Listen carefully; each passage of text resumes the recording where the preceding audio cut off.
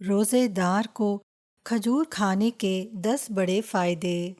کھجوریں غذائیت سے بھری ہوتی ہیں۔ نمبر 1، کھجور آپ کے جسم میں انرجی یعنی طاقت کو بڑھاتی ہے۔ کھجور کھانے سے قبض سے چھٹکارا ملتا ہے۔ یہ دل کو مضبوط کرتی ہے۔ کھجور کے باقاعدہ استعمال سے خون کی کمی نہیں ہوتی۔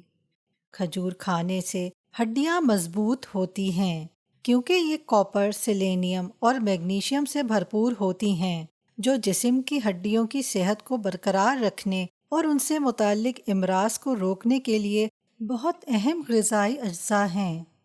یہ جسم کے کسی حصے میں بھی انفلیمیشن کو کم کرنے میں مدد کرتی ہے۔